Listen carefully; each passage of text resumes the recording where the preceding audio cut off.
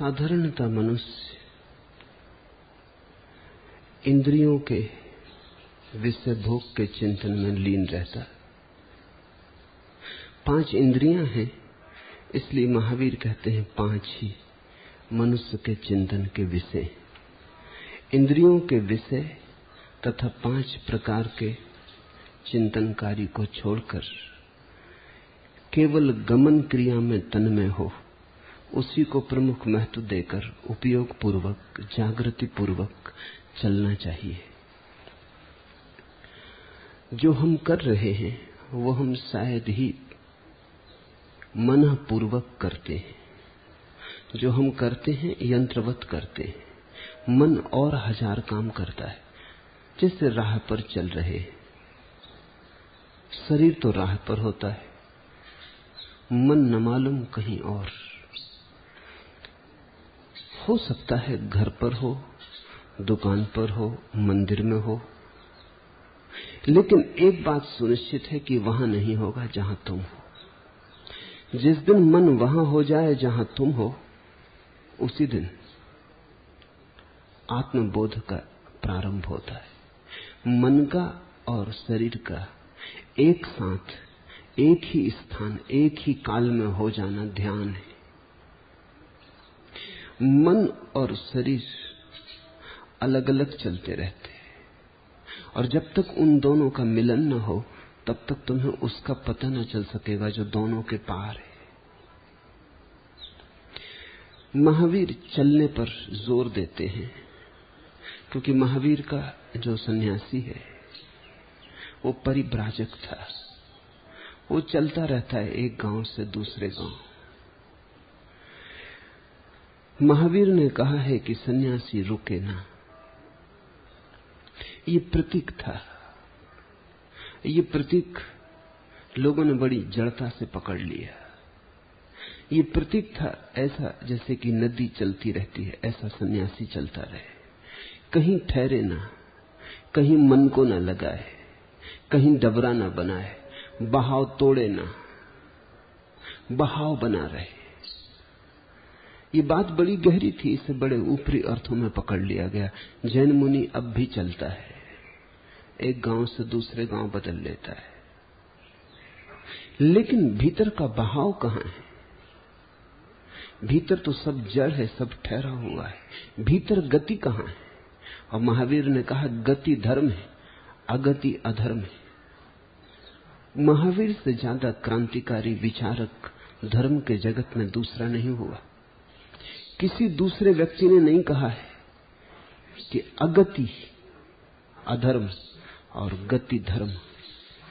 चलते ही रहना है, कहीं ठहरना नहीं, कहीं रुकना नहीं। रुकने का अर्थ है राग बना, रुकने का अर्थ है आसक्ति बनी, रुकने का अर्थ है वस्तु महत्वपूर्ण हो गई, बहुत महत्वपूर्ण हो गई, उसने तुम्हारे लिए कारागृह बना लिया। अब तुम मुक्त ना रहे, बंध गए। इसका यह अर्थ ना था कि कहीं साधु ठहरे ना। इसका अर्थ था साधु का चित्त कहीं ठहरे ना।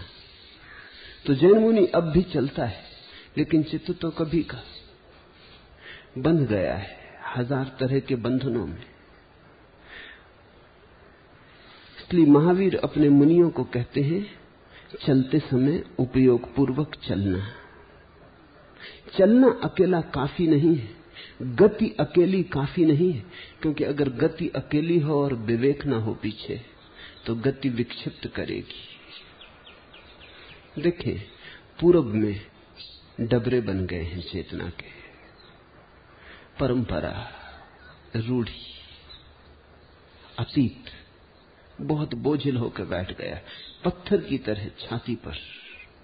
तो पूरब में डबरे बन गए हैं, कोई गति नहीं मालूम होती, सागर की तरफ बहाव नहीं मालूम होता।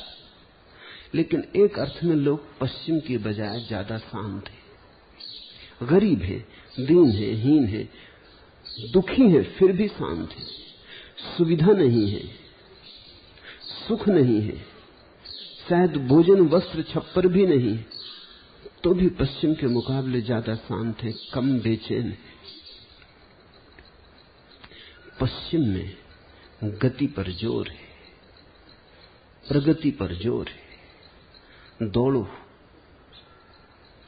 प्रतिस्पर्धा करो, जीवन भागा जाता है, रुको मत, भागते ही रहो। इसलिए स्पीड, गति को रोज रोज नया विकास मिलता चला जाता है। परिणाम यह हुआ कि पश्चिम पागल होने के करीब है। धन भी है, सुविधा भी है। गति हो तो सुविधा बढ़ती है, धन बढ़ता है, समृद्धि बढ़ती है, विज्ञान बढ़ता है, सब दिशाओं में संपन्नता बढ़ती है, बढ़ी। लेकिन आदमी भीतर से दौड़ दौड़ के थक गया, टूट गया। दौड़ दौड़ के ये याद ही न रही कि मैं कौन हूं। दौड़ दौड़ के ये भी भूल गया कि कहां जा रहा हूं। दौड़ना ही याद रहा, मंजिल का पता दौड़ में खो गया। आपाधापी में आत्मा का स्मरण ही न रहा। दौड़ बहुत है, लेकिन क्या महावीर ऐसी ही दौड़ को कहते हैं? पश्चिम तो विक्षिप्त हुआ जा रहा है, पूरब मुर्दा हुआ जा रहा है, पश्चिम पागल हुआ जा रहा है। महावीर कहते हैं डबरे मत बनना, लेकिन विक्षिप्त तूफान भी मत बनना। चलना विवेक पूर्वक। गति धन विवेक, गति धन उपयोग, गति धन चैतन्य। तो तुम डबरे की तरह सड़ भी न पाओगे और दौड़ने वाले की तरह पागल भी न हो जाओगे। ना तो तुम लाश बनोगे, ना तुम बवंडर बनोगे। इन दोनों के बीच तुम्हारे जीवन की महिमा का अवतरण होगा। उस संतुलन को साध लेना ही संयम है। कहते हैं महावीर, इंद्रियों के 5 विषय हैं, इसलिए मन में 5 तरह के चिंतन चलते। तुम्हें खोजना चाहिए कि तुम किस इंद्री पर अत्यधिक चिंतन करते हो। कुछ हैं जो भोजन का ही चिंतन करते हैं, कुछ हैं जो रूप का चिंतन करते हैं, कुछ हैं जिन्हें वाणी में, संगीत में, ध्वनि में रस है, वे उसी का चिंतन करते हैं। कुछ हैं जो स्पर्श का चिंतन करते हैं, आलिंगन का, चुंबन का, इसका चिंतन करते हैं। लेकिन अगर तुम गौर करोगे तो तुम पकड़ लोगे कि तुम किस इंद्रिय का बहुत अधिक चिंतन कर रहे हो।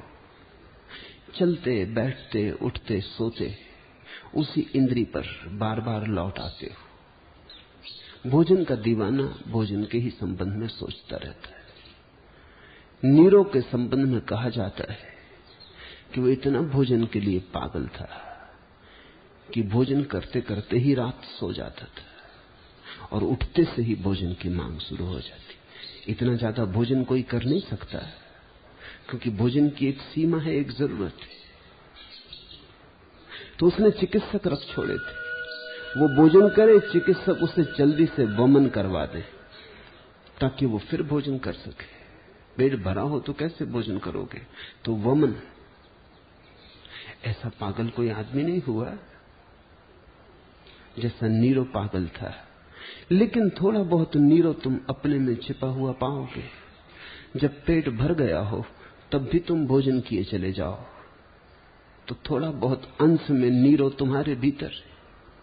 नीरो अतिशयोक्ति है, तुम भी लेकिन उसी दिशा में गतिमान हो। पेट भर गया हो फिर भी बैठ के तुम भोजन का चिंतन करो, अतीत भोजनों का या भविष्य में होने वाली संभावनाओं का, तो भी तुम पागल हो। क्योंकि भोजन पेट का काम है। चिंतन धारा में भोजन की इतनी छाया पड़े तो कहीं कुछ रुग्ण हो गया, कहीं कुछ चूक हो गई, कहीं तुम्हारे भीतर से जीवन का सहज संयम उखड़ गया, तुम्हारी चूल ढीली पड़ गई, तुम्हारा चाक डगमगाने लगा। जरूरत जितनी है उससे ज्यादा चिंतन घातक है। फिर चिंतन से घाव बनता है। फिर मजा है कि शरीर की जरूरत तो पूरी हो जाती है, चिंतन से जो घाव भरता है वो जरूरत कभी पूरी नहीं होती। भोजन की तो पूर्ति है, स्वाद की कहां पूर्ति है। भोजन तो एक मात्रा में शरीर को भर देगा, जरूरत पूरी कर देगा। स्वाद की कोई मात्रा कभी भी मन को तृप्त नहीं कर पाती। मधु पीते पीते थके नयन, फिर भी प्यासे अरमान। कुछ है प्यास जो मिटती नहीं, न पीने से, न खाने से, न भोगने से। मधु पीते पीते थके नयन, फिर भी प्यासे अरमान। जीवन में मधु, मधु में गायन, गायन में स्वर, स्वर में कंपन, कंपन में सांस, सांस में रस, रस में विष, विष मध्य जलन, जलन में आग, आग में ताप, ताप में प्यार, प्यार में पीर, पीर में प्राण, प्राण में प्यास, प्यास में तृप्ति, तृप्ति का नीर। और यह तृप्ति, तृप्ति ही क्षणिक, विश्व की मीठी मीठी मधुर थकान, फिर भी प्यासे अरमान। एक कदम दूसरे कदम पर ले जाता है, दूसरा तीसरे पर ले जाता है, वर्तुल बड़ा होता चला जाता है, लेकिन मौलिक प्यास अपनी जगह बनी रहती, क्योंकि उस मौलिक प्यास का संबंध जीवन की आवश्यकता से नहीं रहा। उस मौलिक प्यास का संबंध मन की अनंत भूख से जुड़ गया, अनंत आकांक्षा से जुड़ गया। मन के क्षितिज से जुड़ते ही कोई भी प्यास तृप्ति की सीमा के बाहर हो जाती, दुष्पूर हो जाती, उसे भरा नहीं जा सकता। महावीर कहते हैं अपने सन्यासी को कि तू इंद्रियों के सारे विषय, उनका चिंतन, उनका मनन छोड़कर चलता हो तो बस चलना, इतना ही ध्यान रहे उपयोग पूर्वक। उपयोग महावीर का अपना पारिभाषिक शब्द है। उपयोग का अर्थ है होश पूर्वक, योग पूर्वक। उपयोग का अर्थ है योग पूर्वक चलना। भीतर का दिया डगमगाए ना, भीतर एक सहज स्मरण बना रहे कि मैं चल रहा हूं, मैं चल रहा हूं। ये तो उदाहरण के लिए महावीर ने कहा। ऐसा ही स्मरण सभी क्रियाओं के साथ धीरे धीरे जोड़ देना है। हर क्रिया के साथ भीतर का दिया जुड़ जाए। भोजन करते वक्त भोजन कर रहा हूं ऐसा होश बना रहे, तो तुम ज्यादा भोजन न कर सकोगे, तुम चकित हो जाओगे। ज्यादा भोजन तभी कर लेते हो जब तुम्हें होश नहीं रहता। अगर मित्र आ गए हैं घर पर तो तुम ज्यादा भोजन कर लेते हो, क्योंकि मित्रों के साथ मस्ती में, बातचीत में बेहोशी बढ़ जाती। रेडियो चला के बैठ जाते हो, ज्यादा भोजन कर लेते, क्योंकि भोजन की स्मृति नहीं रह जाती, मन रेडियो में उलझ जाता, शरीर यंत्रवत भोजन को भीतर डालता चला जाता। जहां भी तुम होश को ले आओगे वहीं पाओगे आवश्यकता पूरी हुई कि क्रिया रुक जाती, आवश्यकता से रंच मात्र ज्यादा नहीं जाती। न केवल ये आध्यात्मिक अर्थों में महत्वपूर्ण है, ये शारीरिक स्वास्थ्य के लिए भी महत्वपूर्ण है। मेरे पास बहुत लोग आते हैं, वो कहते हैं भोजन हम ज्यादा कर जाते हैं, क्या करें? तो मैं उनसे कहता हूं होश पूर्वक भोजन करो। और कोई डाइटिंग काम देने वाली नहीं। एक दिन दो दिन डाइटिंग कर लोगे जबरदस्ती, फिर क्या होगा? दोहरा टूट पड़ोगे फिर से भोजन पर। जब तक कि मन की मौलिक व्यवस्था नहीं बदलती, तब तक तुम 2-4 दिन उपवास भी कर लो तो क्या फर्क पड़ता है? फिर 2-4 दिन के बाद उसी पुरानी आदत में सम्मिलित हो जाओगे। मूल आधार बदलना चाहिए। मूल आधार का अर्थ है जब तुम भोजन करो तो होश पूर्वक करो, तो तुमने मूल बदला, जड़ बदली। होश पूर्वक करने के कई परिणाम होंगे। एक परिणाम होगा ज्यादा भोजन न कर सकोगे,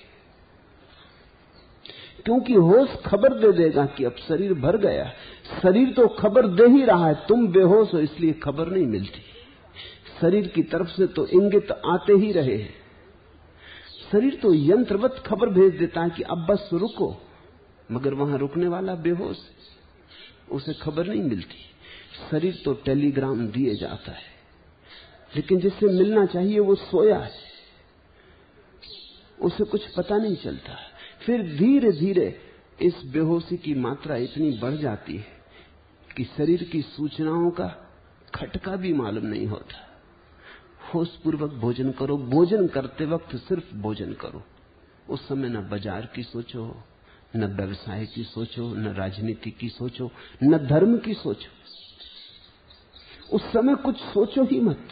उस दिन तुम्हारा सारा उपयोग, उस क्षण तुम्हारा सारा बोध भोजन करने की सहज क्रिया में संलग्न हो। तो पहली बात, जैसे ही शरीर खबर देगा रुकने का क्षण आ गया, वो तुम्हें सुनाई पड़ेगा। दूसरी बात, अगर तुम होशपूर्वक भोजन करोगे तो ज्यादा चबाओगे। बेहोशी में आदमी सिर्फ किसी तरह धकाया जाता अंदर। जब तुम ठीक से चबाते नहीं तो अतृप्ति बनी रहती, रस उत्पन्न नहीं होता। शरीर में भोजन तो भर जाता है लेकिन प्राण नहीं भरते। शरीर में भोजन तो पड़ जाता है लेकिन ये भोजन पचेगा नहीं, ये मांस मज्जा ना बनेगा। इसलिए शरीर की जरूरत भी पड़ी रह गई, भोजन भी जरूरत से ज्यादा भर दिया और शरीर की जरूरत भी पूरी ना हुई, तो तुम दो अर्थों में चूके।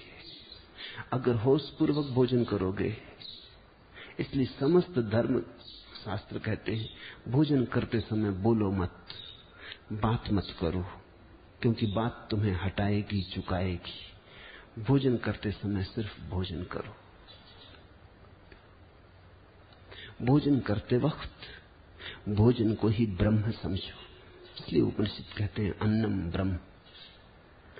और ब्रह्म के साथ कम से कम इतना तो सम्मान करो कि होशपूर्वक उसे अपने भीतर जाने दो। इसलिए सारे धर्म कहते हैं भोजन के पहले प्रार्थना करो, प्रभु को स्मरण करो, स्नान करो, ध्यान करो, फिर भोजन में जाओ, ताकि तुम जागे हुए रहो। जागे रहे तो जरूरत से ज्यादा खा न सकोगे। जागे रहे तो जो खाओगे वो तृप्त करेगा। जागे रहे तो जो खाओगे वो चबाया जाएगा, पचेगा, रक्त मांस मज्जा बनेगा, शरीर की जरूरत पूरी होगी। और भोजन शरीर की जरूरत है, मन की जरूरत नहीं। जागे हुए भोजन करोगे तो तुम एक क्रांति घटते देखोगे कि धीरे धीरे स्वाद से आकांक्षा उखड़ने लगी, स्वाद की जगह स्वास्थ्य पर आकांक्षा जमने लगी। स्वाद से ज्यादा मूल्यवान भोजन के प्राणदायी तत्व हो गए। तब तुम वही खाओगे जो शरीर की निसर्गता में आवश्यक है, शरीर के स्वभाव की मांग है। तब तुम कृत्रिम से बचोगे, निसर्ग की तरफ मुड़ोगे। महावीर कहते हैं इस उपयोग की क्रिया को हर क्रिया से जोड़ देना है। स्नान करो तो उपयोग पूर्वक, सुनो तो उपयोग पूर्वक, जैसे मुझे तुम सुन रहे अभी। एक ही सम्यक ढंग है सुनने का, असम्यक ढंग तो बहुत है, सम्यक ढंग एक ही है। और वो है कि जब तुम सुन रहे तो सिर्फ सुनो, सोचो मत। जब तुम सुन रहे तो सिर्फ कान ही हो जाओ, तुम्हारा सारा शरीर ग्राहक हो जाए। सोच लेना पीछे। दो क्रियाएं एक साथ न करो। अभी एक क्रिया में ही होश नहीं सधता तो दो में कैसे सधेगा। एक में साध लो तो फिर दो में भी सध सकता है, फिर तीन में भी सध सकता है, फिर और भी जटिल आधार उपयोग के लिए दिए जा सकते हैं। छोटी छोटी क्रियाओं से शुरू करो। चलना बड़ी छोटी क्रिया है, राह पे चल रहे हैं, कुछ करने जैसा कर भी कहां रहे। उस समय इतना ही होश रहे कि चल रहा हूं। जब मैं ये कह रहा हूं कि इतना होश रहे चल रहा हूं, जयम चले,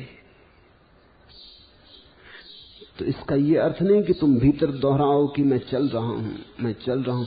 अगर तुमने ऐसा दोहराया, शब्द निर्मित किए, तो तुम चूक गए, तुम शब्द में लग गए, फिर चूक गए।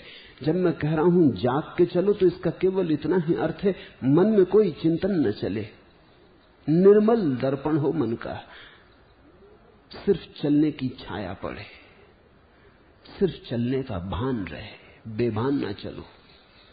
कभी रास्ते के किनारे खड़े होकर देखना, लोग कितने बेभान चल रहे हैं, चले जा रहे हैं जैसे नींद में हो, अलसाए, तंद्रिल, आंखों में कोई नशा, भीतर कोई मूर्छा, बेहोशी। अनेकों को तुम पाओगे कि वो बात करते चल रहे हैं, चाहे साथ कोई भी ना हो, उनके ओंठ फड़क रहे हैं, वो कुछ कह रहे हैं। बहुतों को तुम पाओगे वो हाथ से कुछ इशारे भी कर रहे हैं। किसी अनजाने साथी को सिर हिला के हां भी भर रहे हैं, सिर हिला के ना भी कर रहे हैं, चल नहीं रहे और बहुत कुछ कर रहे हैं। तुम अपने को बार बार पकड़ो, ये चोर पकड़ में आ जाए, ये मूर्छा का चोर तुम्हारी पकड़ में आ जाए और इसकी जगह तुम उपयोग के पहरेदार को अपने जीवन में जगा लो तो सब हो जाएगा। ये शुरुआत है। गमन क्रिया में तन्मय हो, उसी को प्रमुख महत्व देकर उपयोग पूर्वक चले। हम जब चलते हैं तब हम कुछ और करते, जब हम कुछ और करेंगे तब शायद हम चलने के संबंध में सोचेंगे। हमारा मन बड़ा अस्त व्यस्त है। कभी साहिल पर रहकर शौक तूफानों से टकराएं, कभी तूफान में रह के फिक्र है साहिल नहीं मिलता। किनारे पे होते हैं तो तूफानों में टकराने की आकांक्षा पैदा होती, तूफानों में उलझ जाते हैं तो साहिल पर पहुंचने की, किनारे पर पहुंचने की अभिप्सा होती। कभी साहिल पर रहकर शौक तूफानों से टकराएं, कभी तूफान में रहकर फिक्र है साहिल नहीं मिलता। ऐसे तुम जहां नहीं हो वहां होते हो, जहां हो वहां नहीं होते। पकड़ो अभी, यही हो, पूरे पूरे यही हो, इस क्षण में तन्मय हो, या मन कहीं और भी जा रहा है।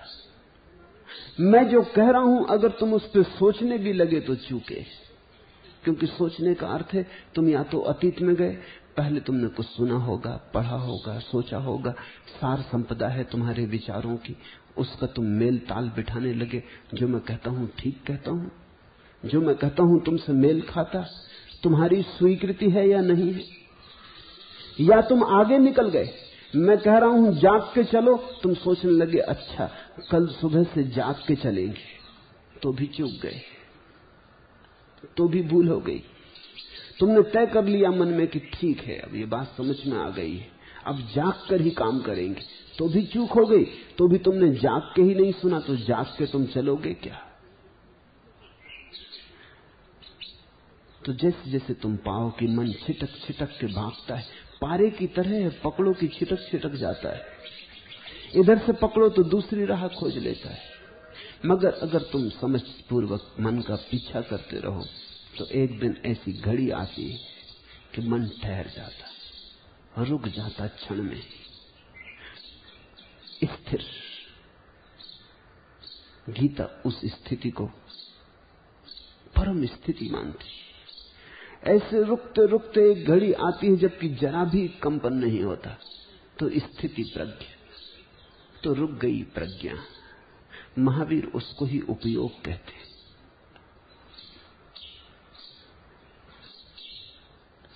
तिनके और सोने में, शत्रु और मित्र में संभाव रखना ही सामायिक है। जब तुम्हें उपयोग की कला आ जाए तो बाहर की छोटी छोटी चीजों की बजाय फिर उस उपयोग की कला का भीतर प्रयोग शुरू करना। तिनके और सोने में, तब सोना और मिट्टी दोनों के बीच डमाडोल मत होना। तब ये मत कहना कि सोना मूल्यवान, मिट्टी ना कुछ। तब कपना मत सोने और मिट्टी में, तब वहां भी कंपन छोड़ना। तब इतना ही कहना ये सोना ये मिट्टी। और आत्यंतिक अर्थों में तो मिट्टी हो कि सोना सब बराबर, क्योंकि हम तो विदा हो जाएंगे और सब यहीं पड़ा रह जाएगा। जो पड़ा ही रह जाएगा हम नहीं थे तब भी था, हम नहीं होंगे तब भी होगा। उसके साथ क्या राग रस बनाना। जो छूटेगा उसके साथ संबंध बनाना दुख के बीज बोना है, क्योंकि जब छूटेगा तो पीड़ा होगी। तिनके और सोने में, मिट्टी और सोने में, कूड़ा करकट और सोने में संभाव, शत्रु और मित्र में कौन अपना है कौन पराया है। आए अकेले गए अकेले, आए खाली हाथ गए खाली हाथ, न कोई संगी साथी लाए न कोई संगी साथी ले जाएंगे। 2 दिन का मेला है, नदी नाव संयोग है। किसी को बना लिया मित्र, किसी को बना लिया शत्रु, किसी को कहा अपना किसी को कहा पराया। सब अजनबी थे और सब अजनबी हैं। अपना ही पता नहीं, दूसरे का पता कैसे हो। खुद से तो पहचान नहीं हो पाई अब तक, औरों की पहचान की तो बात ही छोड़ दें। कुछ अजनबियों को कहते हैं अपने और कुछ अजनबियों को कहते हैं पराए। कुछ अजनबियों को कहते हैं इन्हें हम पहचानते हैं, कुछ अजनबियों को कहते हैं इन्हें हम पहचानते नहीं। लेकिन सभी अजनबी किसे पहचानते हो तुम? फिर हम कैसे निर्णय करते हैं कौन मित्र कौन शत्रु? जिसका हमारी वासनाओं में मेल खा जाए वो मित्र, और जो हमारी वासनाओं में बाधा बन जाए वही शत्रु। जो हमें धन की यात्रा में साथ दे वो मित्र, जो धन में अवरोध खड़े करे, हमारी महत्वाकांक्षा में रोड़े अटकाए वो शत्रु। जो हमें सहारा दे वो मित्र, जो सहारा न दे वो शत्रु। लेकिन सहारा वासनाओं के लिए ही हम मांग रहे हैं। पहले तो वासनाएं ही व्यर्थ हैं, पहले तो वासनाओं की दौड़ ही व्यर्थ है।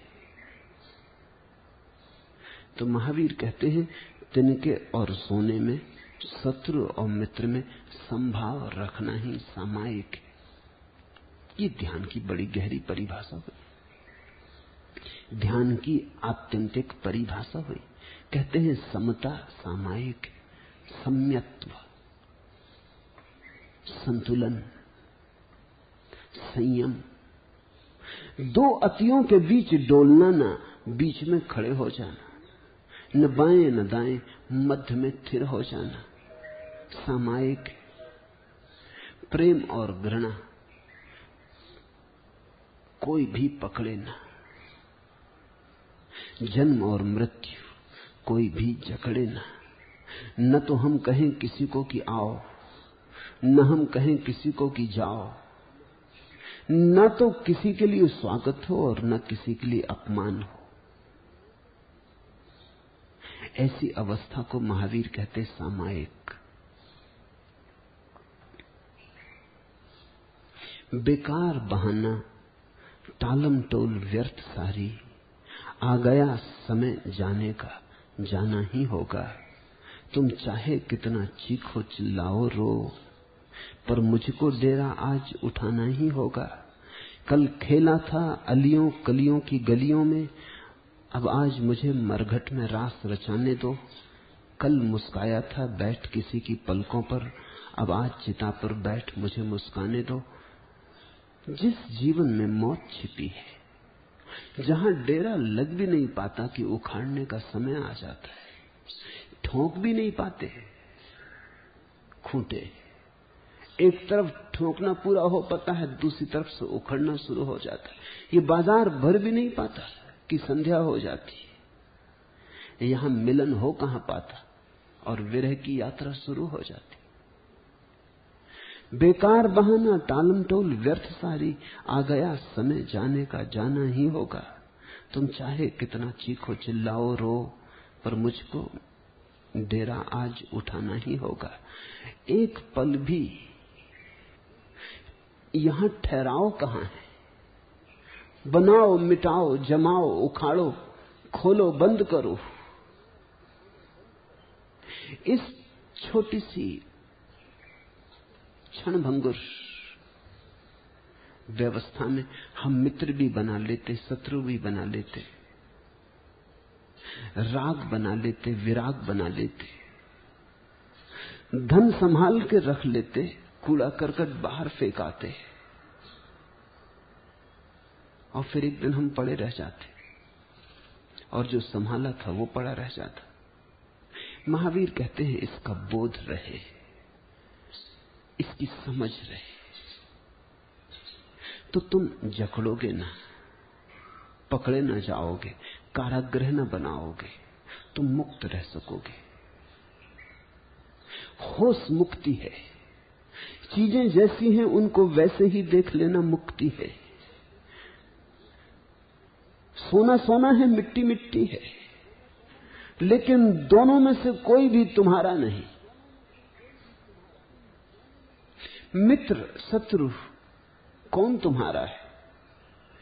मित्र से मित्रता गिर जाने दो, शत्रु से शत्रुता गिर जाने दो। तुम तो इस सत्य को पहचानो कि तुम ही अगर अपने हो जाओ तो बहुत काफी। तुम ही अगर अपने मित्र हो जाओ तो काफी है। तुम ही अपने शत्रु न रहो तो काफी है। महावीर ने कहा है, आत्मा ही अपना मित्र, आत्मा ही अपना शत्रु है। अगर विकासमान हो तो मित्र, अगर ह्रासमान हो जाए तो शत्रु है। अगर आकाश की तरफ ले चले, पंख बन जाए तो मित्र, अगर पाताल की तरफ गिराने लगे, अंधेरी गलियों में भटकाने लगे, नरकों में डुबाने लगे तो शत्रु। बाहर मत खोजो शत्रु और मित्र, वहां भीतर ही आत्मा से मैत्री बना लो। बस वही मैत्री काम आने वाली है, क्योंकि बस आत्मा ही साथ जाने वाली है। वही साथ है सदा से, वही साथ होगी सदा। आत्मा की परिभाषा ही यही है, जो सदा से साथ है, जो स्वभाव है। इसलिए क्षण से बहुत व्यथित मत हो जाओ, शाश्वत पर ध्यान रखो। शाश्वत पर जिसका ध्यान है उसकी सामायिक सधी जाएगी, अपने से सध जाएगी, क्योंकि उसके जीवन में जिन बातों से तनाव पैदा होता था वे बातें अर्थहीन हो जाएंगी। तुम्हें कोई बता दे कि आज सांझ तुम्हें मरना है, मौत आ गई, फिर कोई गाली दे जाए तो शायद तुम गाली का उत्तर भी न देना चाहोगे। तुम कहोगे अब क्या गाली का उत्तर देना, हम ही चले। शायद तुम कहोगे क्षमा ही मांग ले, कहोगे कि भूल चूक क्षमा करना, कुछ गलती हो गई होगी इसलिए गाली दे रहे हो, अब मेरे जाने का वक्त आ गया, आज सांझ तो मुझे जाना है, अब क्या झगड़ा रोकना, अब क्या अदालतें खड़ी करनी। लेकिन तुम्हें पता नहीं कि मौत सांझ आ रही है। तुम ऐसे जीते हो जैसे सदा यहां रहना है। तो इंच इंच जमीन के लिए लड़ जाते हो, रत्ती रत्ती कोड़ी कोड़ी धन के लिए लड़ जाते हो, छोटे मोटे पद के लिए लड़ जाते हो, हजार तरह के उपद्रव अपने हाथ से खड़े कर लेते हो, इस बात को बिना सोचे समझे कि मेले में खड़े हो, इस बात को बिना सोचे समझे कि ये कोई घर नहीं धर्मशाला है, रात रुके सुबह जाना है। महावीर कहते हैं ये बोध पक्का हो जाए तो सामायिक, कृष्ण ने कहा है समत्व योग है, समत्वम योग उच्चते, समत्व एक योग है। महावीर कहते हैं समता सामायिक, वही बात कहते हैं। सामायिक का अर्थ होता है ध्यान, आत्मा में डूब जाना, तन में हो जाना। ख्याल करें, जब तक तुम बाहर उलझे हो स्वयं में डूब ना सकोगे। बाहर बनाया मित्र तो उलझे बाहर, बाहर बनाया शत्रु तो उलझे बाहर, बाहर सोचा पद पाना है तो उलझे, बाहर सोचा कि धन पाना है तो उलझे। भीतर जाने वाले को बाहर की सभी बातें उलझा लेती, और भीतर ही तुम हो, वही है पाने योग, वही है जाने योग, वही है परम सत्ता का निवास, वही है परमात्मा का आवास। तो भीतर जाने के लिए बाहर जितने कम से कम उलझाव हो उतने अच्छे। जो आदमी किनारे को पकड़ ले वो मझधार की तरफ बहेगा कैसे? जो आदमी किनारे को न छोड़े वो नदी में बहेगा कैसे, तैरेगा कैसे? किनारा तो छोड़ना होगा। और जो इस किनारे को न छोड़े वो उस किनारे की तरफ जाएगा कैसे? बाहर को तुम अगर बहुत पकड़े हो तो भीतर जाने की चेष्टा व्यर्थ हो जाएगी। अनेक लोग मेरे पास आते, वो कहते हैं ध्यान करना है, करते भी हैं कहते हैं, लेकिन होता नहीं। ध्यान तो करना चाहते हैं वे, लेकिन बाहर से संबंध शिथिल नहीं किए। कहते हैं मझधार में उतरने का मजा लेना, डुबकी लगानी, मगर देखता हूं किनारों की जंजीरों को पकड़े रुके। मझधार में जाने की चेष्टा है, आकांक्षा है, किनारे को छोड़ने की हिम्मत और समझ नहीं। ध्यान कैसे होगा? ध्यान तो अंतर यात्रा है, सामायिक है।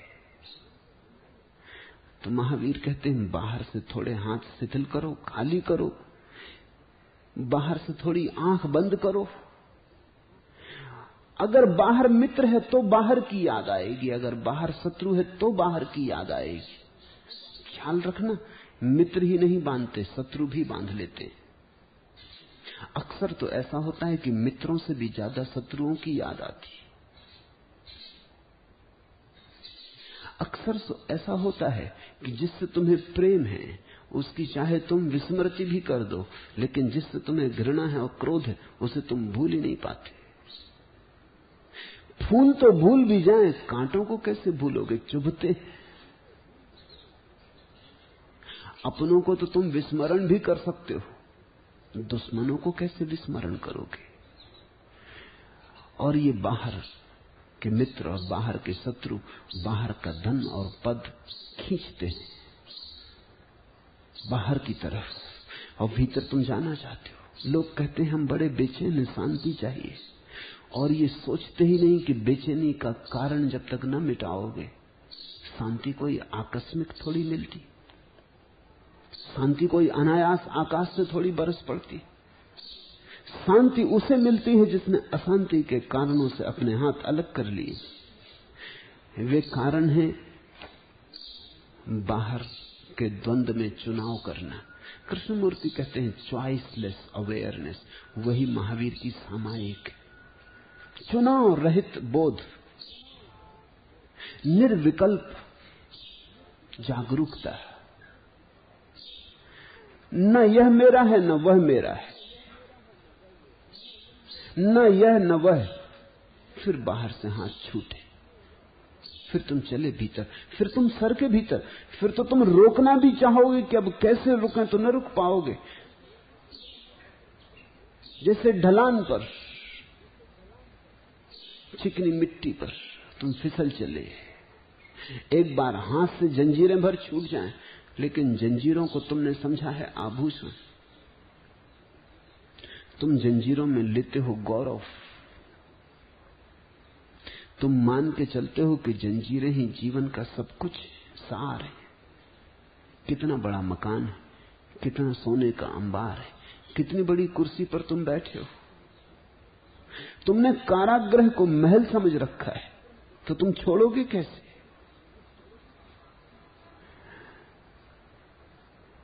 पहले बाहर से थोड़े हाथ खाली करने होंगे। तिनके और सोने में, शत्रु और मित्र में संभाव रखना सामायिक। संभावो साम इयम तन कंचन सत्तुमित विषयोत्ति निर्मिसंगम चित्तम उची पवित्ति पहानम। राग द्वेष एवं अभिसुवंग रहित उचित प्रवृत्ति ध्यान, उचित प्रधान चित्त को सामायिक कहते हैं। राग द्वेष से रहित, न कोई अपना न कोई पराया, न किसी से मोह न किसी से क्रोध।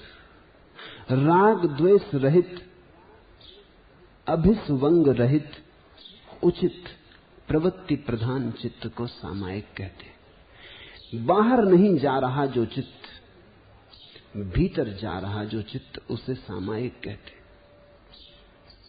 ध्यान रखना, यहां महावीर के सूत्र का बड़ा महत्वपूर्ण शब्द है प्रवृत्ति प्रधान चित्त। एक तो प्रवृत्ति है बाहर की तरफ सांसारिक, वो भी प्रवृत्ति है। महावीर कहते हैं भीतर की तरफ आना भी प्रवृत्ति है, वो भी यात्रा है। वहां भी बल चाहिए, वहां भी विधायक बल चाहिए। तो महावीर भीतर आने को निवृत्ति नहीं कहते, उसे भी प्रवृत्ति कहते हैं। बाहर जाना प्रवृत्ति है, भीतर आना प्रवृत्ति है। हां, जो भीतर पहुंच गया वो निवृत्ति को उपलब्ध होता है। तो सन्यासी निवृत्त नहीं है, प्रवृत्ति ही है, नई प्रवृत्ति है उसकी, बाहर की तरफ नहीं।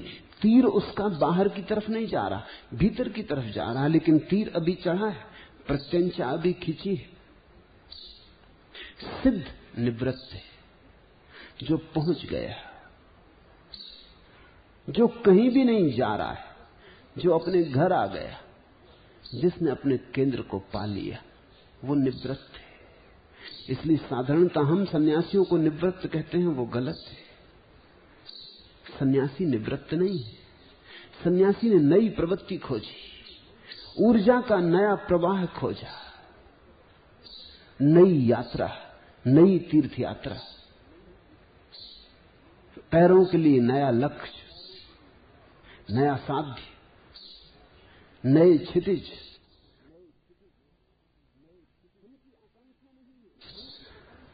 धन की आकांक्षा नहीं है अब, पद की आकांक्षा नहीं है अब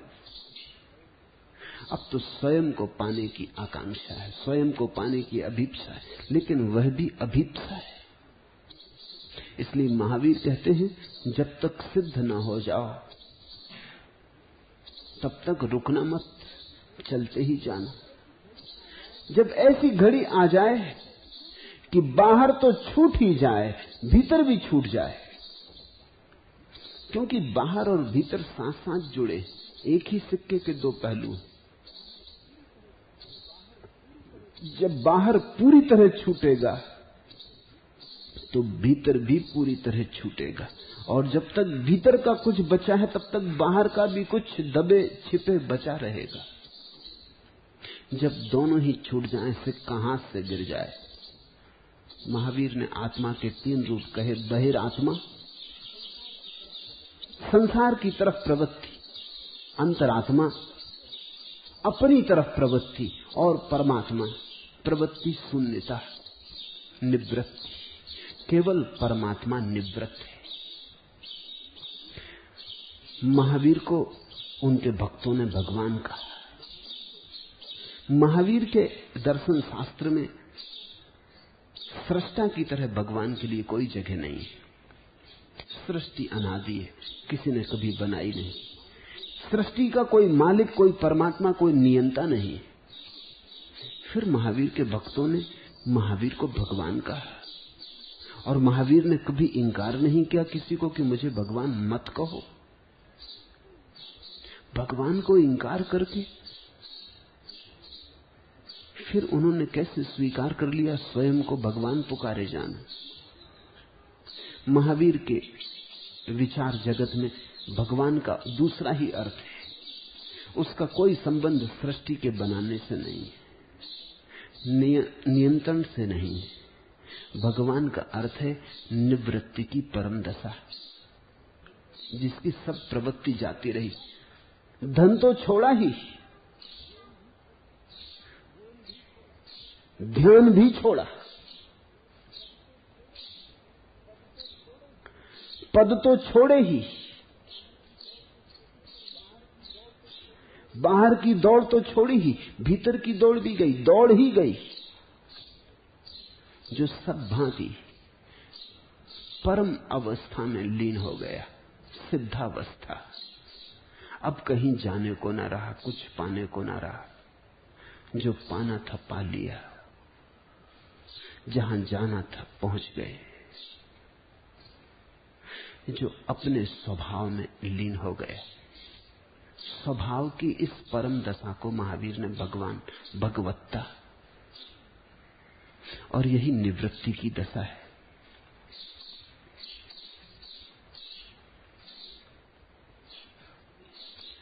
साधारणतः हम बाहर का चिंतन करते हैं, भीतर का चिंतन तो हमने किया नहीं। इसलिए हमें ये तो समझ के ही बाहर मालूम होगा कि ऐसी भी कोई घड़ी आती है जहां भीतर का चिंतन भी छूट जाता है। हमसे तो बाहर का चिंतन भी नहीं छूटा। हमसे तो अभी मिट्टी पत्थर नहीं छूटे। हमसे ध्यान कैसे छूटेगा? हमसे धन नहीं छूटता, ध्यान कैसे छूटेगा? ध्यान तो हमें पता ही नहीं, अभी मिला ही नहीं, छूटने की तो बात ही दूर है। लेकिन ध्यान की परिपूर्णता तभी है जब ध्यान भी व्यर्थ हो जाता। ध्यान तभी तक अर्थपूर्ण है जब तक प्रवृत्ति शेष है। ध्यान औषधि है। अंग्रेजी का शब्द ध्यान के लिए है मेडिटेशन। वो शब्द बड़ा अर्थपूर्ण है। उसकी मूल धातु वही है जो अंग्रेजी के दूसरे शब्द मेडिसिन की। ध्यान औषधि है। बीमार जब तक है तब तक औषधि की जरूरत है। जब स्वस्थ हो गए तो औषधि छूट जाती। अगर स्वस्थ होने के बाद भी औषधि जारी रही तो औषधि खुद ही रोग हो गई, उपाधि हो गई। छूटनी ही चाहिए। ध्यान तो छुड़ाने को है कि बाहर की दौड़ छूट जाए, इसलिए भीतर की यात्रा। जब बाहर की दौड़ बिल्कुल छूट गई तो भीतर की यात्रा किस लिए? बीमारी ही चली गई, औषधि भी चली जाती। तो इसे ख्याल रखना। ध्यान की अंतिम अवस्था, जिसको पतंजलि ने समाधि कहा है, उस अंतिम अवस्था में ध्यान का भी त्याग हो जाता है, परित्याग हो जाता है। और सन्यास की अंतिम अवस्था में सन्यास भी व्यर्थ हो जाता है। वीतरागति की अंतिम अवस्था में वीतरागता भी व्यर्थ हो जाती है। ये सब साधन है। साध्य के आते ही साधन छूट जाते हैं। दुनिया में दो तरह के लोग हैं। एक तो वे हैं जो कहते हैं अगर ध्यान छोड़ना ही है तो करें क्यों। एक वे जो कहते हैं अगर ध्यान किया इतनी मुश्किल से साधा संभाला जन्मों की तपश्चर्या से तो छोड़ेंगे नहीं। दोनों गलत हैं। ये ऐसे ही लोग हैं जो कहते हैं हम सीढ़ी चढ़ेंगे तो छोड़ेंगे नहीं। लेकिन सीढ़ी छोड़ने के लिए है, चढ़ते जाओ, छोड़ते जाओ। और अगर सीढ़ी पर रुक गए तो छत पे न पहुंचोगे। सीढ़ी के आखिरी पैर पर भी रुक गए तो भी छत पर पहुंचने से रुक गए। छोड़नी ही पड़ेगी सीढ़ी। सीढ़ी गुजर जाने को है। लेकिन दूसरे हैं तर्क से भरे लोग, वे कहते हैं अगर छोड़ना ही है तो कौन झंझट उठाए चढ़ने की, तो हम यहां नीचे ही भले अभी छोड़े हुए हैं। कृष्णमूर्ति निरंतर अपने शिष्यों को कहते रहे हैं ध्यान व्यर्थ। ठीक कहते, 100% ठीक कहते, लेकिन शायद जिनसे कहते वे ठीक नहीं। जिनसे कहते हैं उनकी समझ के बाहर है ये बात। पहले तो उन्हें ध्यान करवाओ, पहले तो उन्हें ध्यान पकड़ाओ, पहले तो बाहर से छुड़ाओ, भीतर की यात्रा पर चलाओ, भीतर की प्रवृत्ति दो। फिर एक दिन जब भीतर की प्रवृत्ति सध जाए, रमने लगे, बाहर का स्मरण भूल जाए और भीतर का रस आने लगे, तब उनको कहना, चौंकाना कि अब इसे भी छोड़ो। क्योंकि ये भी अभी बाहर है, भीतर होके भी बाहर है।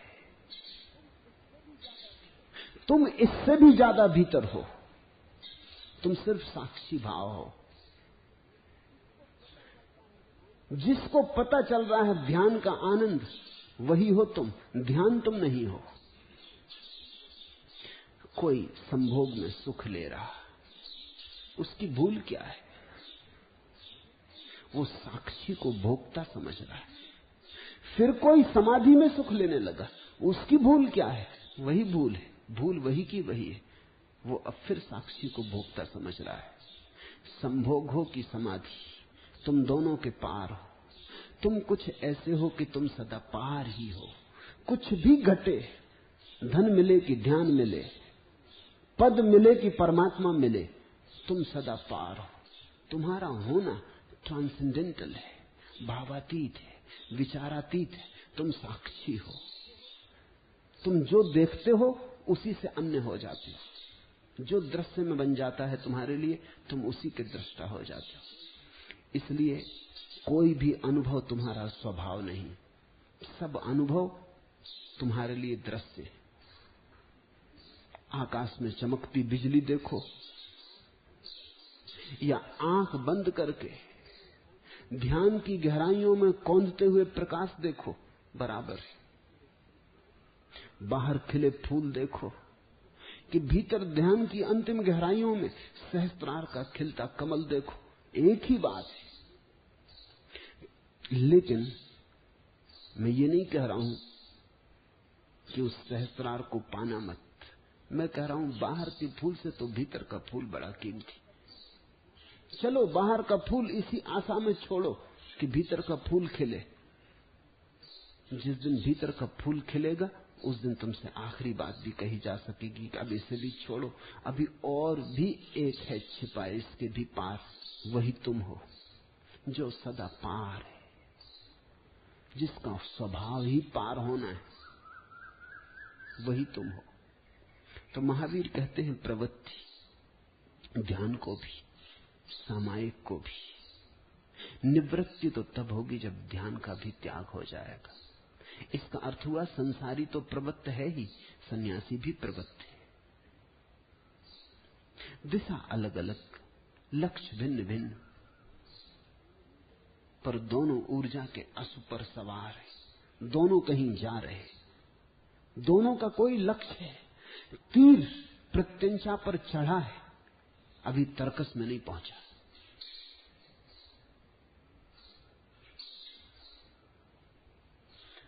हम तो बाहर की ही सोच सोच के मरे जाते हैं।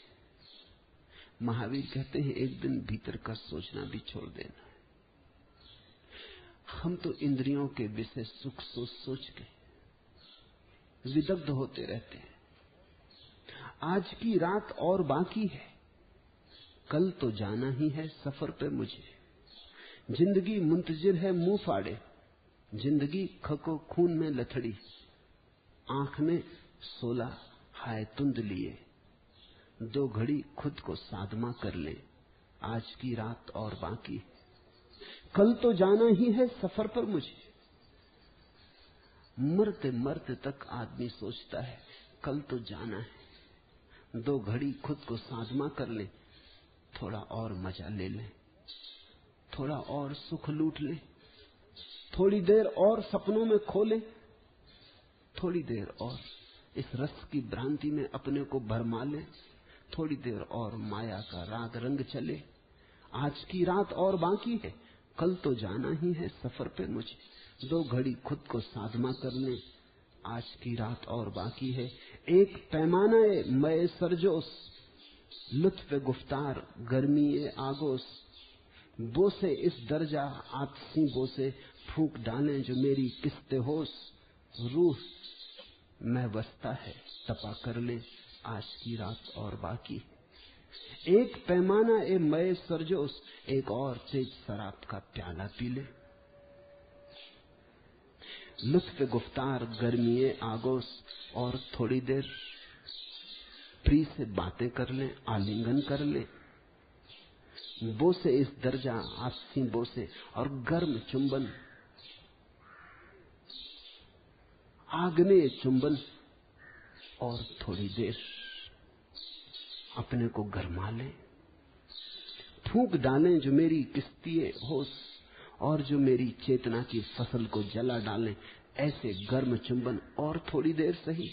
रूह में वक्ता है, रूह मख वसता है तपा कर ले, और आत्मा ठंडी पड़ी जाती है, थोड़ा गरमा ले। आज की रात और बाकी है, कल तो जाना ही है सफर पे मुझे। मरते मरते दम तक आदमी के मन में ऐसा ही चिंतन चलता है। क्षणभंगुर जिंदगी को देख के आदमी जागता नहीं, क्षणभंगुर जिंदगी को देख के और जोर से पकड़ लेता है। वो कहता कल तो छूट जाएगा, तो आज भोग ले। कल तो छीन लिया जाएगा, तो आज भोग ले। उसे ये ख्याल नहीं आता कि जो छीन ही जाएगा वो छीना ही हुआ है, वो छीन ही चुका है, वो कभी मिला ही नहीं, वो बस सपना है। जो टूट जाएगा वो सपना है। थोड़ी देर और आंख बंद करके देख लो क्या सार है। जिनके पास थोड़ी भी बुद्धिमत्ता है वे कहेंगे जो सुबह टूट जाएगा वो हमने अभी छोड़ा, जो कल छूट जाएगा वो हमने आज छोड़ा। इसलिए तो ज्ञानी जीते जी मर जाता है। वो कहता है जब कल मरना है हम आज मर गए, अब जीने में अर्थ ना रहा। सन्यास का यही अर्थ है, जीते जी मर जाना, जान लेना कि ठीक है मौत तो होगी तो हो गई। अब हम ऐसे जिएंगे जैसे हम नहीं, उठेंगे बैठेंगे चलेंगे, लेकिन वो जो होने का दम्भ था अब ना रखेंगे। वो मौत तो मिटाएगी ही, हम ही क्यों ना मिटा दें। और ध्यान रखना जो स्वयं उस दम्भ को मिटा देता है उसके सामने मौत हार जाती है। फिर मौत को मिटाने को कुछ बचता ही नहीं। इसलिए मौत संसारी को मारती, सन्यासी को नहीं। सन्यास अमर है, संसारी मरता है, 1000 बार मरता है। सन्यासी एक बार मरता है, संसारी 1000 बार मरता है, जबरदस्ती मारा जाता है। सन्यासी स्वेच्छा से मरता है, एक बार स्वयं ही जीवन को उतार के रख देता है कि हो गई बात, ठीक है जो कल छिनना है वो मैं स्वयं छोड़े देता हूं। सन्यासी स्वेच्छा से स्वीकार की गई मृत्यु है। जो वचन उच्चारण की क्रिया का परित्याग करके वीतराग भाव से आत्मा का ध्यान करता है उसके परम समाधि या सामायिक होती है। ये सूत्र बहुत महत्वपूर्ण है। जो वचन उच्चारण की क्रिया का परित्याग करके, महावीर ने मौन पर बहुत जोर दिया है। ऐसा किसी ने इतना जोर नहीं दिया मौन पर, जोर सभी ने दिया है। मौन इतना महत्वपूर्ण है कि कोई भी उसे छोड़ तो नहीं सकता, लेकिन जैसा जोर महावीर ने दिया है वैसा किसी ने नहीं दिया। महावीर ने मौन को साधना का केंद्र बनाया, इसलिए अपने सन्यासी को मुनि कहा।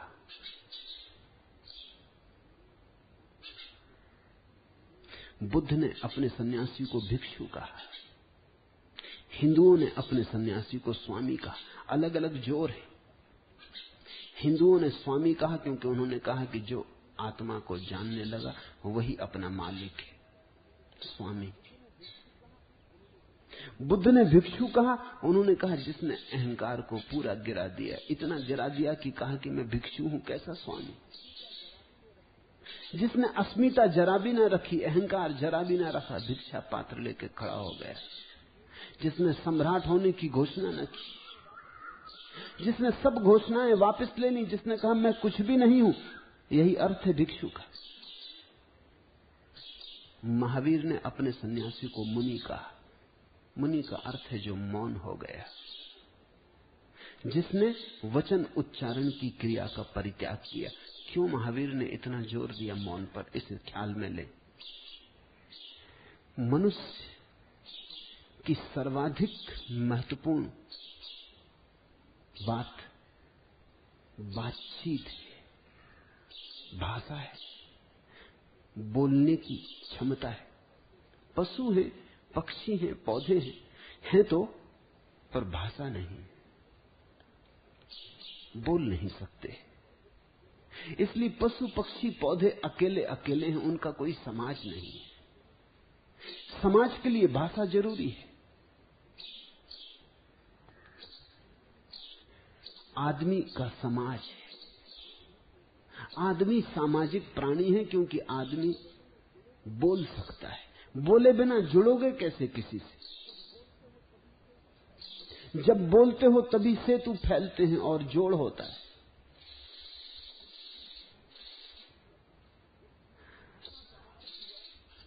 तो भाषा का अर्थ हुआ व्यक्ति व्यक्ति के बीच जोड़ने वाले सेतु। भाषा मनुष्य को समाज बनाती, समाज देती, समुदाय देती।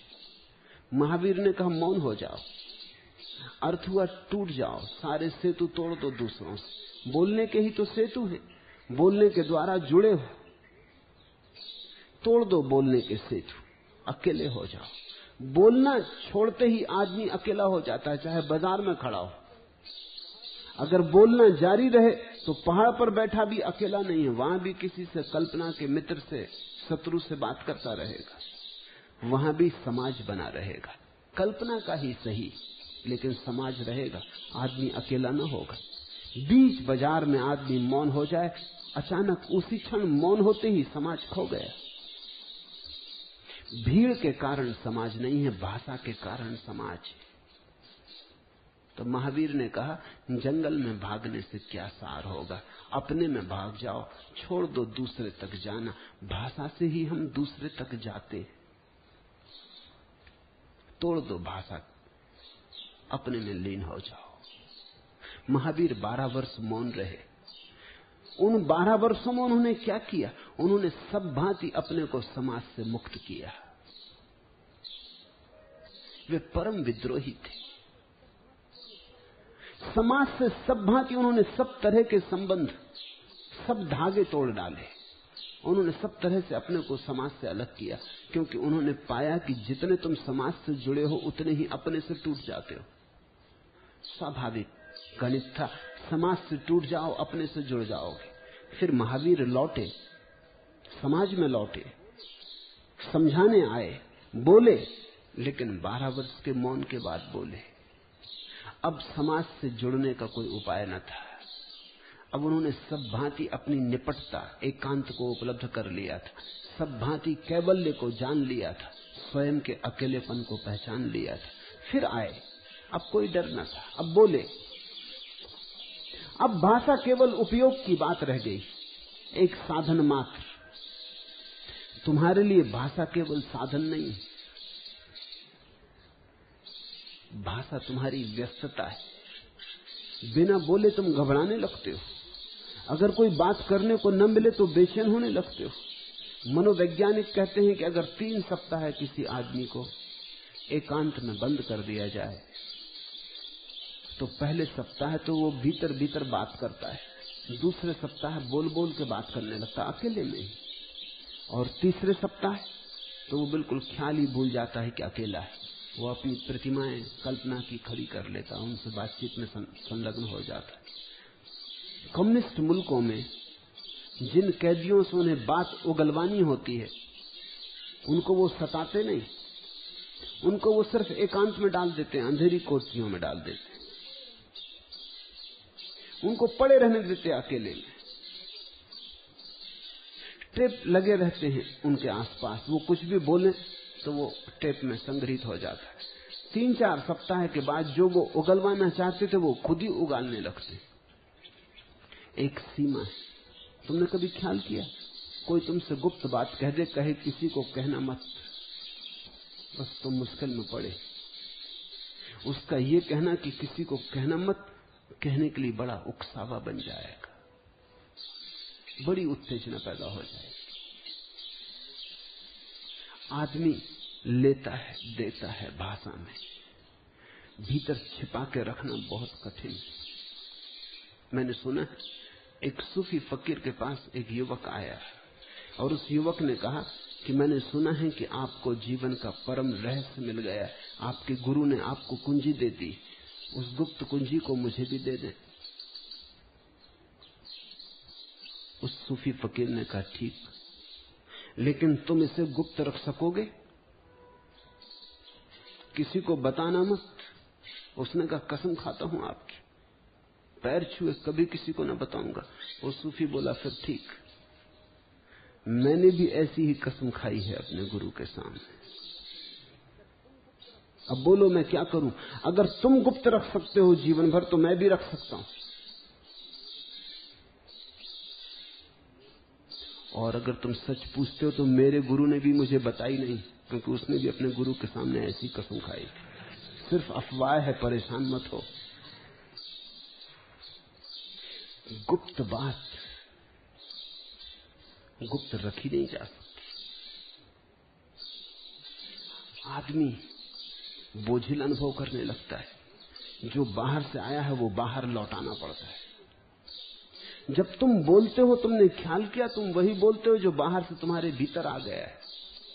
वो भारी होने लगता है। सुबह अखबार पढ़ लिया, फिर वही अखबार तुम दूसरों से बोलने लगे। जब तक तुम किसी को बताना दो तुमने अखबार में क्या पढ़ा है, तब तक तुम्हें चैन नहीं। ये विजाती तत्व है जो बाहर से आ जाता है, इसे बाहर निकालना पड़ता है। ये तुम्हारी प्रकृति को विकृत करता है। बाहर निकलते से तुम हल्के हो जाते हो। इसलिए तो किसी से अपनी बातें कह के आदमी हल्कापन अनुभव करता है। रो लिया, दुखड़ा, हो गए हल्के। पश्चिम में तो अब कोई किसी की सुनने को राजी नहीं, किसके पास फुर्सत है। तो व्यवसायिक सुनने वाले पैदा हो गए, उन्हीं का नाम मनोवैज्ञानिक है। वो व्यवसायिक, उनका कोई और काम नहीं है। उनका काम यह है कि वो ध्यानपूर्वक तुम्हारी बात सुनते भी हैं या नहीं ये भी कुछ पक्का नहीं है, लेकिन ध्यानपूर्वक जतलाते हैं कि सुन रहे। आदमी घंटा भर अपनी बकवास उन्हें सुना के हल्का अनुभव करता है और इसके लिए पैसे भी देता है। महंगा धंधा है, काफी पैसे देने पड़ते। लोग वर्षों तक मनोचिकित्सा में रहते, एक चिकित्सक को छोड़ फिर दूसरे को पकड़ लेते, क्योंकि एक बार वो जो राहत मिलती है किसी को ध्यानपूर्वक कोई तुम्हारी सुन ले तो बड़ा आनंद आता है, तुम हल्के हो जाते। महावीर ने कहा, भाषा इस तरह अगर व्यस्तता का आधार बन गई हो तो रोग है, तो तुम चुप हो जाना। जो वचन उच्चारण की क्रिया का परित्याग करके वीतराग भाव से आत्मा का ध्यान करता, उसके परम समाधि या सामायिक होती है। ये बात ख्याल में रखने जैसी है। कम से कम दिन में 2-4 घंटे तुम मौन में बिताओ। नियम ही बना लो कि 24 घंटे में कम से कम 4 घंटे तुम अपने लिए दे दोगे। बाकी दे दो 20 घंटे संसार के लिए, 4 घंटे अपने लिए बचा लो। चलो 4 घंटे बहुत लगे, घंटे से शुरू करो, लेकिन 1 घंटा अपने लिए बचा लो। उस 1 घंटे में फिर तुम बिल्कुल चुप हो जाओ। पहले कठिन होगा। ओंठ बंद कर लेना तो आसान है, भीतर की तरंगें बंद करना मुश्किल होगा, लेकिन साक्षी भाव से उन तरंगों को देखते रहो, देखते रहो, देखते रहो। धीरे धीरे तुम पाओगे गति विचारों की कम हो गई। धीरे धीरे तुम पाओगे कभी कभी बीच बीच में 2 विचार के अंतराल आने लगा, खाली जगह आने लगी। उसी खाली जगह में से रस बहेगा, उसी खाली जगह में से तुम्हें आत्मा की झलक पहली दफे मिलेगी।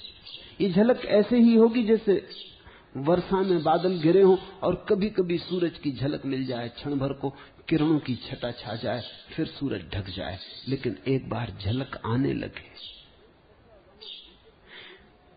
एक दफा वहां भीतर की मुरली का स्वर तुम्हें सुनाई पड़ने लगे, तो जीवन में जो सर्वाधिक महत्वपूर्ण है वो घट गया।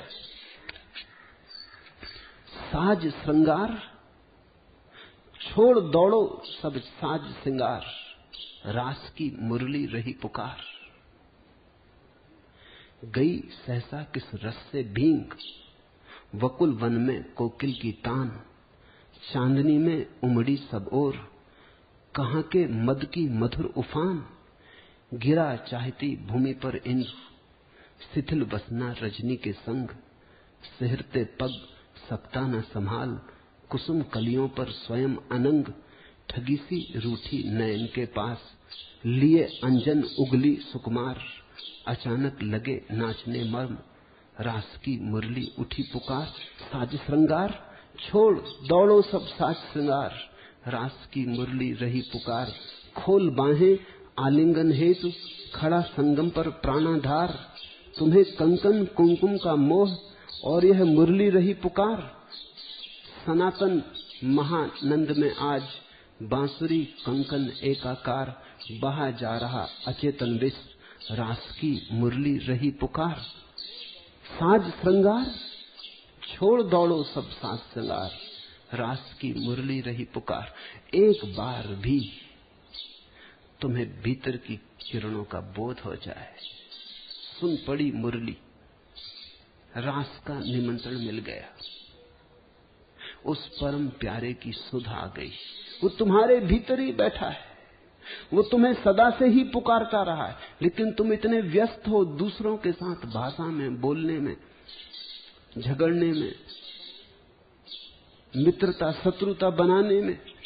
तुम इतने व्यस्त हो बाहर की, तुम्हारे भीतर अंतरतम से उठी मुरली की पुकार तुम्हें सुनाई नहीं पड़ती। महावीर ने कहा मौन हो जाओ तो तुम्हें अपने संगीत का पहली दफा अनुभव हो।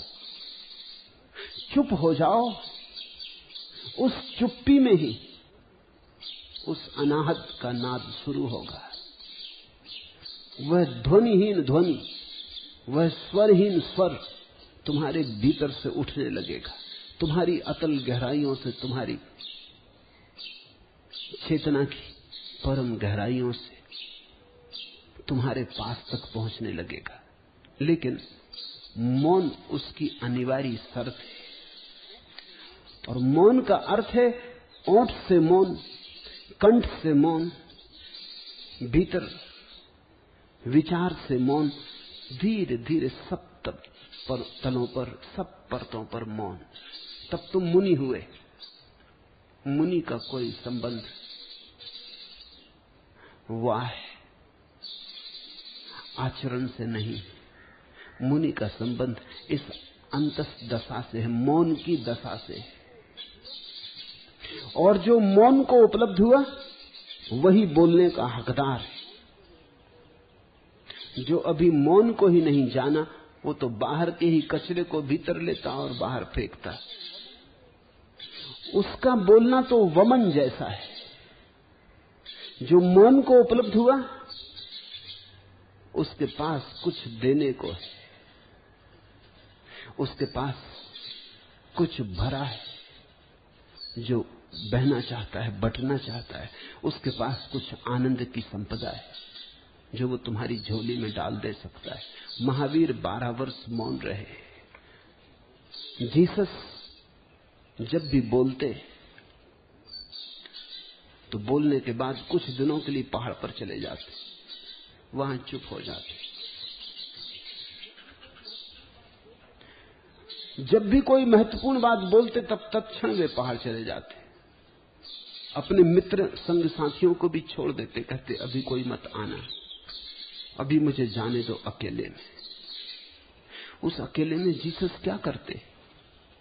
मोहम्मद पर जब पहली दफा कुरान की पहली आयत उतरी तो वे 40 दिन से मौन थे। उसी मौन में पहली दफा कुरान उतरा।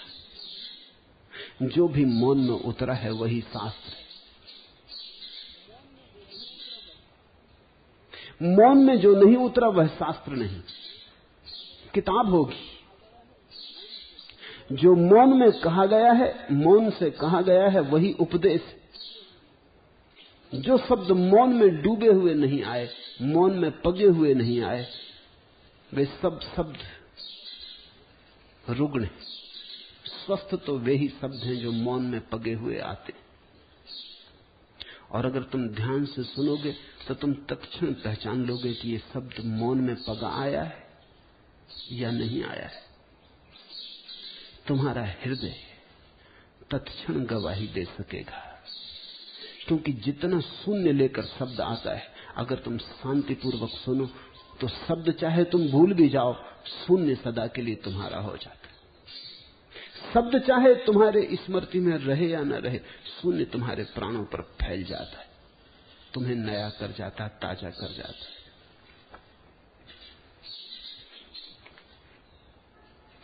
ध्यान में दर्शन है, मौन में दर्शन है, चुप्पी में साक्षात्कार है।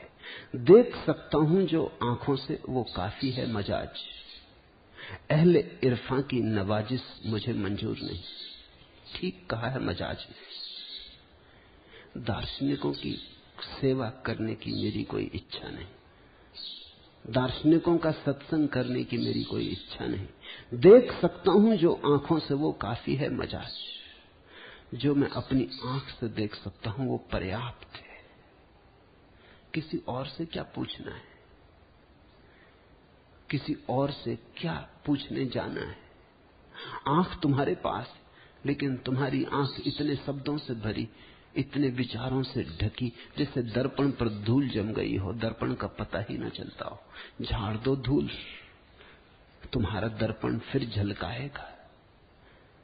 झाड़ दो आंख से विचारों की धूल, झाड़ दो मन से विचारों की धूल, तुम प्रतिबिंब दोगे परमात्मा का।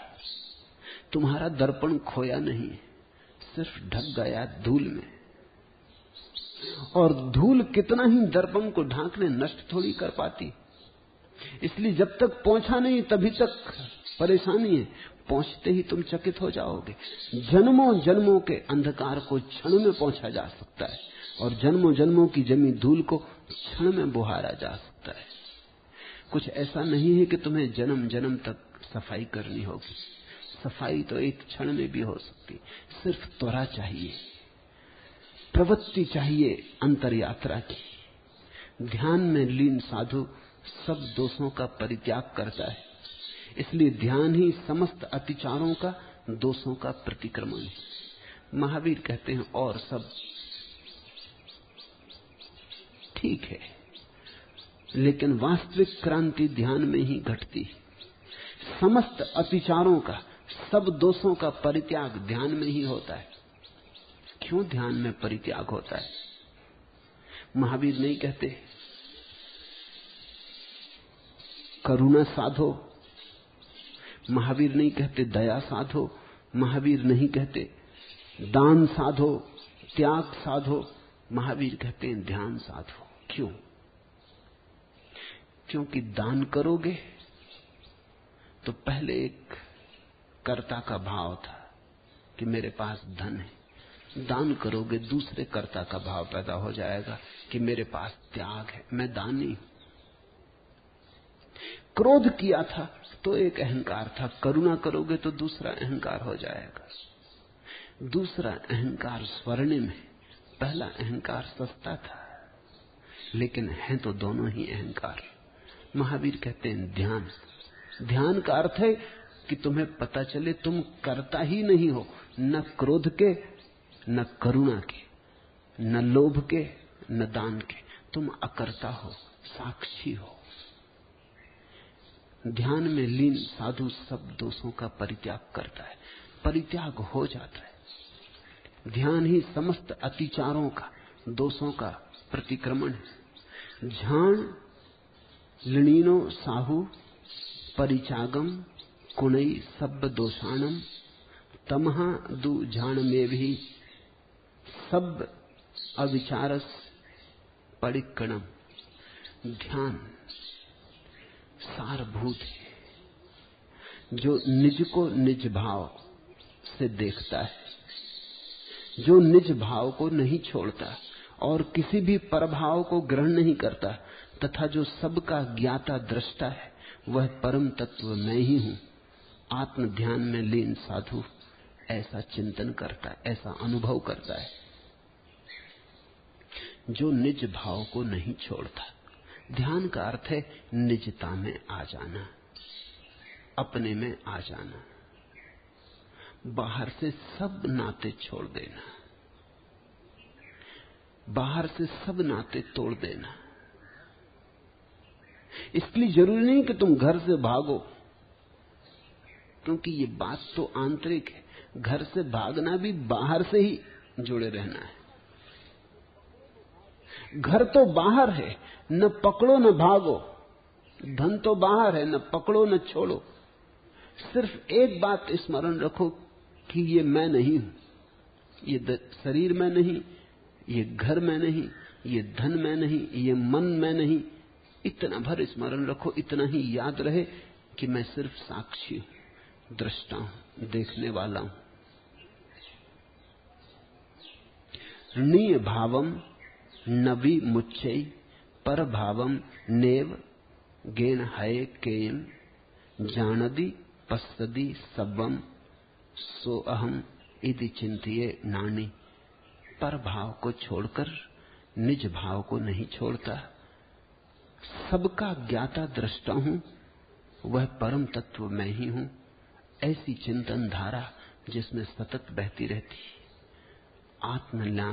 आत्म ध्यान में लीन ज्ञानी ऐसी परम दशा को जब उपलब्ध होता है तो घटता है, असंभव घटता है, आनंद घटता है, सच्चिदानंद घटता है, जिसकी हम कल्पना भी नहीं कर सकते वह भी घटता है, जिसका हमें कभी कोई स्वाद नहीं मिला, यद्यपि हम उसी के लिए तड़फ रहे हैं, उसी के लिए भाग रहे हैं, दौड़ रहे हैं, अनेक अनेक दिशाओं में उसी को खोज रहे हैं जो भीतर विराजमान है। 10 दिशाओं में उसकी खोज कर रहे हैं जो 11वीं दिशा में बैठा है। खोजने वाले में बैठा है और खोजने वाला भटक रहा। कस्तूरी कुंडल बसे, लेकिन मृग है कि पागल है, दीवाना, गंध की खोज में भाग रहा है। उसे याद ही नहीं, आए भी कैसे याद। आदमी को याद नहीं आती, मृग को कैसे याद आए। कैसे पता चले कि मेरी ही नाभि में छिपा है नाफा कस्तूरी का, वहीं से आ रही गंध और मुझे पागल किए दे रही। जिस आनंद को तुम खोज रहे हो, जिस मुरली की आवाज के लिए तुम दौड़ रहे हो, वो तुम्हारे भीतर बज रही।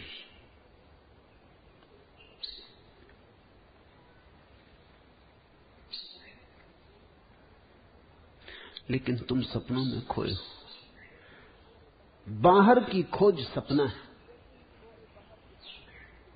और इसलिए जैसे ही तुम्हारे बाहर के सपने टूटते हैं तुम उदास हो जाते हो। एक सपने को दूसरे सपने से जल्दी से परिपूरक बना लेते हो, और जिस दिन सब सपने हाथ से छूटने लगते हैं उस दिन तुम आत्महत्या करने की सोचने लगते हो। सत्य को पाए बिना कोई जीवन नहीं है। सपनों में सिर्फ आभास है। गो हमसे भागती रही यह तेजगाम उम्र, ख्वाबों के आसरे पे कटी है तमाम उम्र। जुल्फों के ख्वाब, होंठों के ख्वाब और बदन के ख्वाब, मिराजे फन के ख्वाब, कमाले सुखन के ख्वाब, तहजीबे जिंदगी के, फरोगे वतन के ख्वाब, जिंदा के ख्वाब, कूचिए दारो रसन के ख्वाब। ये ख्वाब ही तो अपनी जवानी के पास थे, ये ख्वाब ही तो अपने अमल की असास थे। ये ख्वाब मर गए हैं तो बेरंग है हयात, यूं है कि जैसे दस्ते तहे संग है हयात। ये ख्वाब ही तो अपनी जवानी के पास थे, ये ख्वाब ही तो अपने अमल की असास थे, ये अपने सारे जीवन आचरण की नींव थे। ख्वाब, सपने कहीं पा लेने के। ये ख्वाब मर गए हैं तो बेरंग है हयात। जब ये ख्वाब मरते तो लगता है जीवन रंगहीन हो गया। यूं है कि जैसे दस्त तहे संग है हयात। जब ख्वाब मरते हैं तो ऐसा लगता जैसे 2 चट्टानों के बीच में हाथ पिचल गया हो, ऐसी जिंदगी पिचल जाती। बुढ़ापे में इसलिए दुख है, बुढ़ापे का नहीं, मरे हुए ख्वाबों का, पिछले हुए ख्वाबों का। धूल में गिर गए इंद्रधनुषों का, पैरों में रुंध गए इंद्रधनुषों का दुख है। जवान नशे में, बूढ़े का नशा तो टूट जाता लेकिन होश नहीं आता। नशा टूटते ही घबराता है बूढ़ा, परेशान होता है। लेकिन ये याद नहीं आती कि जिसके पीछे हम दौड़ते थे कहीं ऐसा तो नहीं घर में ही छिपा हो। आंखें बाहर खुलती तो हम बाहर देखते, कान बाहर खुलते हैं तो हम बाहर सुनते, हाथ बाहर फैल सकते हैं तो हम बाहर खोजते। भीतर ना तो आंख खुलती, ना हाथ खुलते, ना कान खुलते, कोई इंद्री भीतर नहीं जाती। इसलिए भीतर की हमें याद नहीं आती। भीतर जाने की कला का नाम ध्यान है, बाहर जाने की कलाओं का नाम इंद्रियां हैं। इंद्रियां हैं बाहर जाने वाले द्वार, ध्यान है भीतर जाने वाले द्वार। इंद्रियों में ही भटके रहे, खो गए तो तुम्हें जीवन का सत्व न मिल सकेगा। तो तुम रोते आए, रोते जाओगे, तो तुम खाली आए, खाली जाओगे। ध्यान को जगाओ, क्योंकि ध्यान ही भीतर जा सकता। आंख भीतर नहीं जा सकती, कान भीतर नहीं जा सकते, हाथ भीतर नहीं जा सकते, सिर्फ ध्यान भीतर जा सकता है।